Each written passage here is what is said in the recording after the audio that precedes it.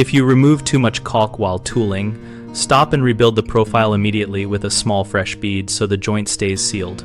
For a clean repair, apply a bead slightly smaller than the gap so excess does not overflow.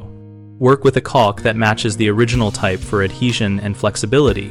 For example, use silicone on non-porous bathroom tiles and a high-quality acrylic latex for painted trim, where sanding and painting will follow.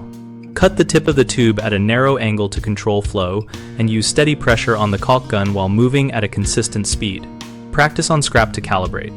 After laying the bead, smooth with a damp finger or a rounded tooling tool using light, even strokes toward the existing caulk to feather the edge so there is no ridge.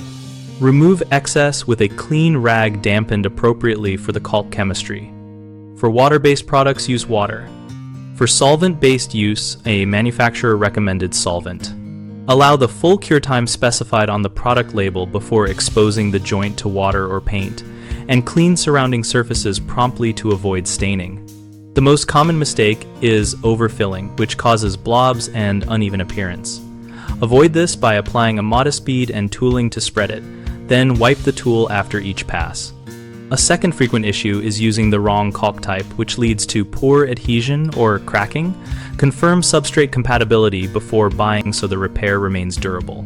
Third is insufficient surface preparation where dust or moisture prevents bonding. Always clean and dry the area and remove loose material before applying any new caulk. We run bighomeprojects.com, where we help homeowners connect with local contractors and contractors find new work related to repairs like caulk touch-ups. Our site also hosts a discussion community where we share tips, ask questions, and learn from each other.